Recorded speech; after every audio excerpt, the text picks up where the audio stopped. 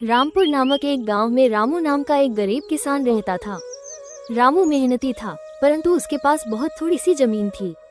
उस जमीन से जितनी फसल होती वो उसके परिवार का पेट भरने के लिए भी मुश्किल से ही पूरी पड़ती थी। उसकी गरीबी और मेहनत को देखकर गांव के लोग कहते, रामू, इतनी मेहनत का क्या फायदा? तुम्हारा भाग्य ही खराब है जो तुम इतना परिश्रम करने के बावजूद भी गरीब हो। ये सुनकर रामू थोड़ा उदास हो जाता, पर फिर भी वो मेहनत करना नहीं छोड़ता। एक दिन गांव में एक साधु आए। गांव के लोग उनकी बातें बड़े ध्यान से सुनते थे और उन्हें बहुत मानते थे। रामू भी उनके पास गया और अपनी गरीबी और मेहनत की कहानी सुनाई। साधु ने उसे ध्यान से सुना और फिर कहा, तुम्हारी मेहनत जरूर रंग लाएगी बेटा, बस धैर्य रखो और अपनी मेहनत को बढ़ाते रहो। कभी कभी हमारी मेहनत के फल का समय आना थोड़ा देर से होता है, परंतु मेहनत का फल निश्चित रूप से मिलता है।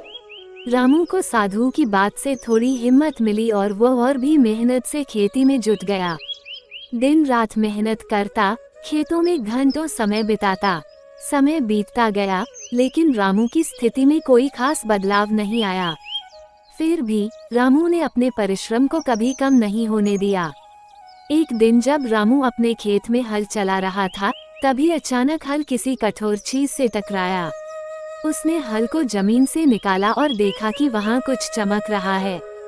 उसने मिट्टी को हटाया तो एक पुरानी धातु की हांडी निकली। उसने हांडी को खोला तो उसकी आंखें चमक उठी। हांडी में सोने की मोहरें भरी हुई थीं। रामू को अपने भाग्य पर यकीन नहीं हो रहा था। उसने साधु बाबा की बात को याद किया कि मेहनत का फल अवश्य मिलता है।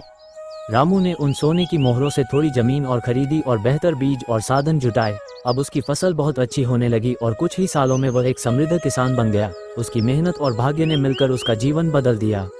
इस घटना के बाद गांव के लोग भी उसकी तारीफ करने लगे और कहने लगे, देखो, मेहनत का फल मिलता ही है, बस धैर्य रखना जरूरी है। रामू ने अपनी मेहनत और धैर्य से सिद्ध कर दिया कि सच्ची लगन और परिश्रम से किस्मत भी हमारे साथ चलने लगती है।